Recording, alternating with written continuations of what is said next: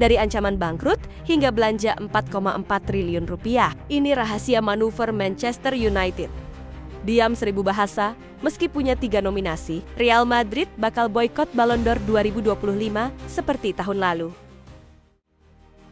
Manchester United kini berada pada titik transformasi besar yang sangat kontras dibandingkan kondisi mereka setahun lalu. Kala itu, Sir Jim Ratcliffe sempat mengungkapkan kekhawatiran serius bahwa klub dapat mengalami kebangkrutan sebelum perayaan Natal.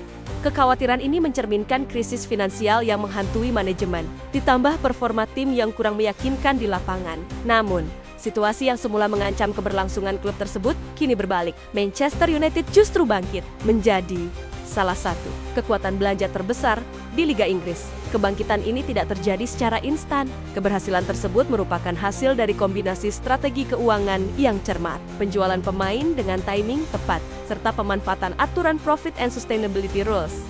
Secara strategis, pada bursa transfer musim panas ini, Manchester United menginvestasikan lebih dari 4,4 triliun rupiah untuk memperkuat lini serang. Kehadiran 3 pemain anyar Benjamin Sesko, Bryan Mbeumo, dan Matheus Cunha memberikan harapan besar bagi peningkatan produktivitas gol. Optimisme tersebut beralasan, mengingat musim lalu seluruh skuad hanya mampu mencetak 49 gol di Premier League, sebuah catatan terburuk dalam sejarah klub. Bahkan, jumlah gol gabungan dari Sesko, Mbeumo, dan Cunha pada musim sebelumnya, yakni 48 gol, hampir menyamai total gol United musim lalu dan melampaui rekor trio legendaris Liverpool Firmino, Mane, dan Salah yang mencatat 46 gol saat menjuarai Liga pada 2020.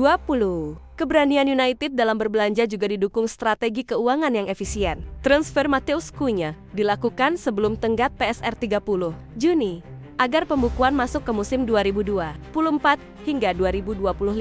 Selain itu, langkah meminjamkan Marcus Rashford ke Barcelona berhasil menghemat 304 miliar rupiah dari beban gaji tanpa kehilangan aset penting secara permanen.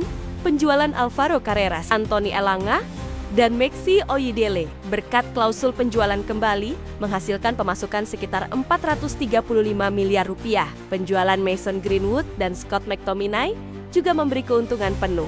Faktor lain yang berperan adalah penggunaan laporan keuangan Red Football Ltd, anak perusahaan keluarga Glazer. Laporan ini kerap menunjukkan kerugian lebih kecil dibandingkan Manchester United PLC yang terdaftar di bursa New York sebagai contoh. Pada musim 2023 hingga 2024, United PLC mencatat kerugian prapajak sebesar 2,8 triliun rupiah. Sementara Red Football Ltd hanya mencatat 787 miliar rupiah. Dengan manuver-manuver ini, Manchester United telah mengubah citra dari klub yang terancam krisis menjadi salah satu pemain dominan di bursa transfer. Jika trio anyar dapat memenuhi ekspektasi, musim mendatang berpotensi menjadi awal dari babak kejayaan baru di Old Trafford.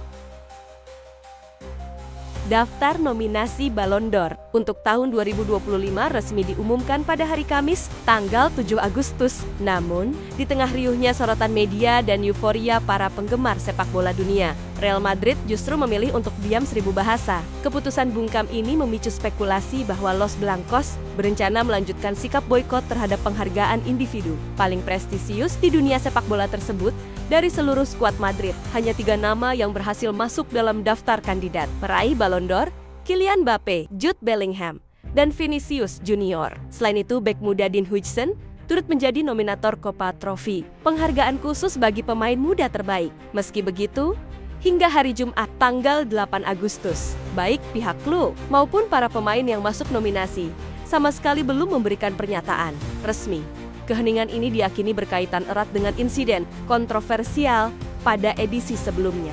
Tahun lalu, Ballon d'Or dimenangkan oleh gelandang Manchester City, Rodri, yang diumumkan hanya beberapa jam sebelum seremoni dimulai.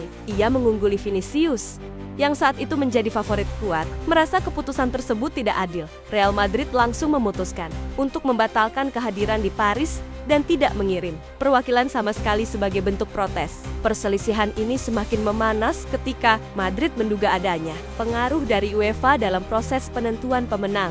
Dugaan tersebut muncul karena untuk pertama kalinya, France Football selaku penyelenggara Ballon d'Or bekerja sama dengan UEFA. Hubungan kedua organisasi itu sendiri sudah lama tegang akibat rencana European Super League yang dipelopori oleh Madrid bersama beberapa klub lain. Kini, Babak baru polemik ini akan diuji kembali. Seremoni Ballon d'Or 2025 dijadwalkan berlangsung di Théâtre du Châtelet, Paris, pada tanggal 22 September mendatang. Publik menantikan apakah Real Madrid akan tetap kukuh pada sikap boikotnya atau memutuskan hadir demi menghormati 3 pemain bintangnya yang masuk nominasi. Apapun keputusannya, sikap Madrid ini menegaskan bahwa bagi mereka, penghargaan individu tidak boleh mengorbankan integritas dan keadilan. Jika klub tetap memilih absen, ini akan menjadi pesan politik yang kuat kepada dunia sepak bola internasional, sekaligus memperpanjang daftar perseteruan panjang antara Real Madrid, UEFA, dan France Football. Namun jika mereka hadir, kesempatan ini bisa menjadi ajang rekonsiliasi yang membuka jalan untuk hubungan yang lebih harmonis di masa depan.